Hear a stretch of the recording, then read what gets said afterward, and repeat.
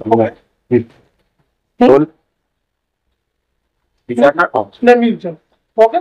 Role यावेळी आपल्या सोबत आहे सुधाकर अंभोरे. आपण काँग्रेसचे संभावित उमेदवार असतील विधानसभा मतदारसंघ. सर, कशा प्रकारची आपली रणनीती राहणार, काय आपण समीकरण घेऊन चालले आहे त्याबद्दल? मी मागच्या यावेळेला 2014 पासून या मतदारसंघामध्ये पोलीस निरीक्षक म्हणून काम केले. पोलीस स्टेशन असो, शहर पोलीस स्टेशन असो किंवा क्राईम ब्रँच. त्यामुळे माझा इथं लोकांशी कॉन्टॅक्ट मोठ्या प्रमाणात आहे. दुसरं असं की मी पहिल्यापासूनच फुले शाहू आंबेडकर विचारांच्या याच्यामध्ये वाढलेला आहे आणि त्यामुळं आणि या विचारांना फक्त काँग्रेसच न्याय देऊ शकतं या उद्देशाने मी काँग्रेसमध्ये प्रवेश केला. पक्षाची जबाबदारी देईन त्या पद्धतीने मी करेन. मी सध्या खासदार प्रतिभा धानोरकर यांच्या सोबत काम करत आहे आणि भविष्यात सुद्धा त्यांच्या सोबत मी राहील.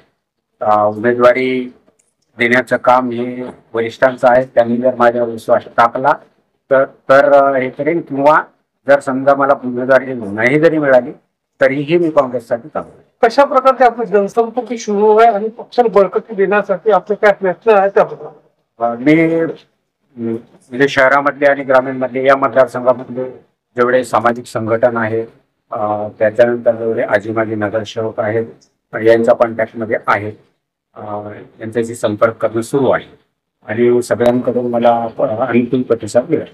आपल्याला काँग्रेसतर्फे उमेदवारी जवळपास निश्चित आहे असं चर्चेत आहात.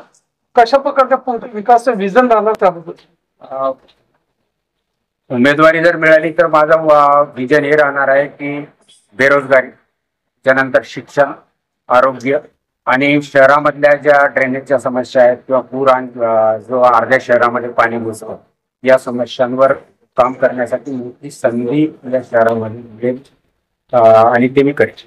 केंद्रीय चंद्रपूरचे नागरिक संतप्त आहे की विद्यमान आमदारांनी काही कामं केलेली आहे, विकासाची कामं रखडलेली आहे, त्याला गतिमान बनवायसाठी, विकासाच्या कामाला गतिमान बनवायसाठी आपली काय पुढची योजना असणार?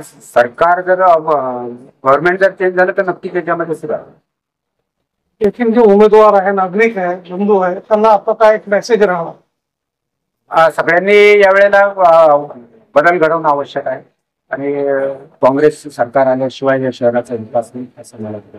निश्चितच परिवर्तनाची लाट पुढे येणार आहे आणि आपली वर्णी लागली आणि आपल्याला उमेदवारी मिळाली तर आपण येथील नागरिकांसाठी काय विशेष मदत करणार? काय मी तुम्हाला अगोदर सांगितलं की माझा सगळ्यात हे राहील की बेरोजगारी, त्याच्यानंतर एज्युकेशन, आरोग्य आणि शहरामधल्या ज्या वाढीच्या वेगवेगळ्या ज्या समस्या आहेत त्या पूर्णपणे म्हणजे कशा निपटता येतील याबाबत मी ठीक आहे. थँक्यू.